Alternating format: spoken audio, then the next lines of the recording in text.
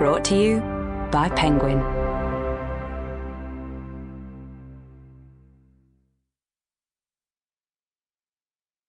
The Little Drummer Girl by John le Carré.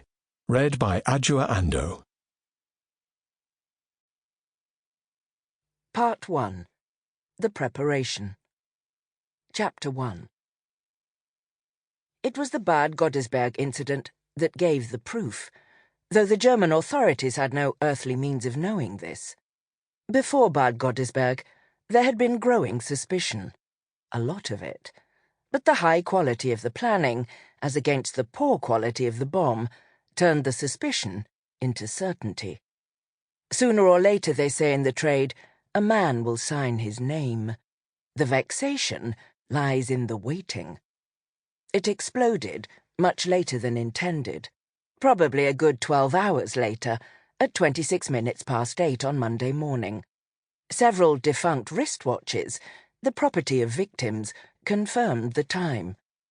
As with its predecessors over the last few months, there had been no warning, but then none had been intended.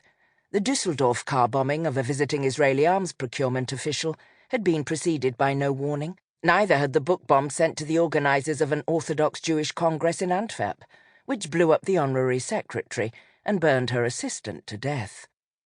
Neither had the dustbin bomb outside an Israeli bank in Zurich, which maimed 2 passers-by. Only the Stockholm bomb had a warning, and that turned out to be a completely different group, not part of the series at all. At 25 minutes past 8, the Drosselstrasse in Bad Godesberg had been just another leafy diplomatic backwater, about as far from the political turmoils of Bonn as you could reasonably get while staying within 15 minutes' drive of them. It was a new street, but mature, with lush secretive gardens and maids' quarters over the garages and Gothic security grills over the bottled glass windows.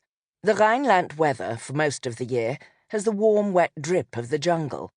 Its vegetation, like its diplomatic community, grows almost as fast as the Germans build their roads, and slightly faster than they make their maps.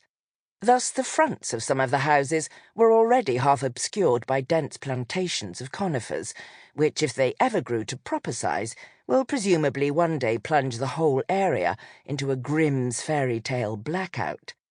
These trees turned out to be remarkably effective against blast, and within days of the explosion, one local garden centre had made them a speciality. Several of the houses wear a patently nationalistic look. The Norwegian ambassador's residence, for example, just around the corner from the Drosselstrasse, is an austere red-brick farmhouse lifted straight from the stockbroker hinterlands of Oslo. The Egyptian consulate, up the other end, has the forlorn air of an Alexandrian villa fallen on hard times. Mournful Arab music issues from it, and its windows are permanently shuttered against the skirmishing North African heat. The season was mid-May, and the day had started glorious, with blossom and new leaves rocking together in the light breeze. The magnolia trees were just finished, and their sad white petals, mostly shed, afterwards became a feature of the debris. With so much greenery, the bustle of the commuter traffic from the trunk road barely penetrated. The most audible sound, until the explosion, was the clamour of birds, including several plump doves that had taken a liking to the Australian military attaché's mauve wisteria, his pride. A kilometre southward, unseen Rhine barges provided a throbbing, stately hum, but the residents grow deaf to it, unless it stops. In short, it was a morning to assure you that whatever calamities you might be reading about in West Germany's earnest, rather panicky newspapers, depression, inflation, insolvency, unemployment, all the usual and apparently incurable ailments of a massively prosperous capitalist economy, Bad Godesberg was a settled, decent place to be alive in, and Bonn was not half so bad as it is painted. Depending on nationality and rank, some husbands had already left for work, but diplomats are nothing if not clichés of their kind.